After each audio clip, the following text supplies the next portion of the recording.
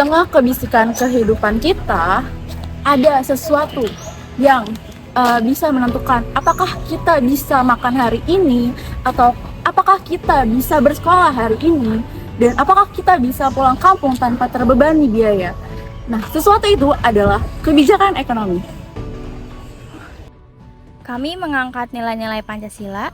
Yang pertama, ada sila kedua, yakni kemanusiaan yang adil dan beradab.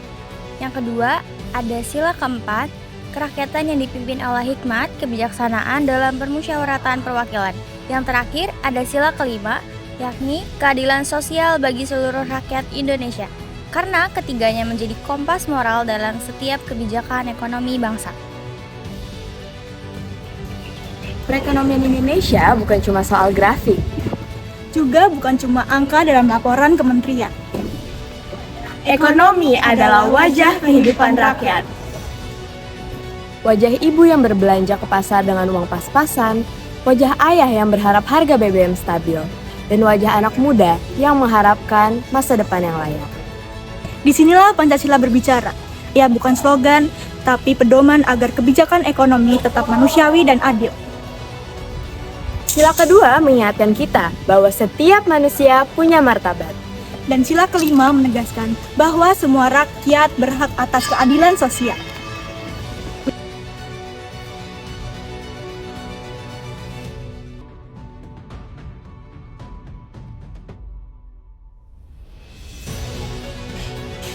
Salah satunya adalah diskon tarif tol saat hari raya.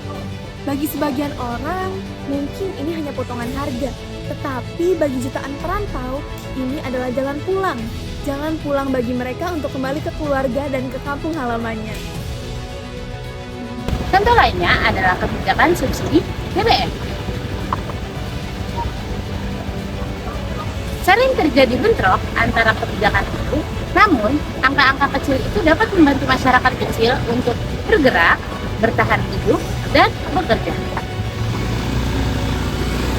Kebijakan tersebut dibuat bukan untuk kepentingan pribadi, melainkan sebagai bentuk implementasi nilai-nilai Pancasila. Kebijakan ini adalah aksi kemanusiaan untuk memastikan setiap individu mendapatkan perilaku adil sesuai sila kedua. Dilihat dari sila keempat, seluruh pemangku kepentingan bermusyawarah dan mengumpulkan pendapat mereka sebelum mencapai keputusan bersama. Dan demi terwujudnya masyarakat yang adil seperti sila kelima, kebijakan ini merupakan suatu perwujudan pemerataan akses bagi seluruh lapisan masyarakat. Kebijakan ekonomi bukan sekedar keputusan pemerintah. Ini adalah bentuk tanggung jawab kita sebagai bangsa.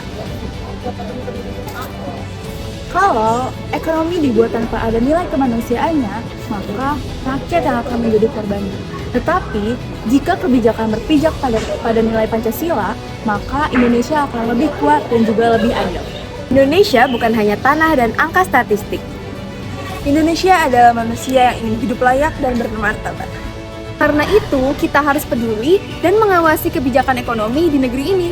Dukung kebijakan yang benar-benar berpihak pada rakyat. Kebijakan bukan hadiah, tetapi hak setiap warga negara. Dan selama Pancasila menjadi napas bangsa, Harapan itu akan selalu ada. mari jadi warga Indonesia yang kritis, Peduli. dan berani bersuara Untuk kebijakan yang adil, karena ekonomi berkeadilan Adalah hak kita semua.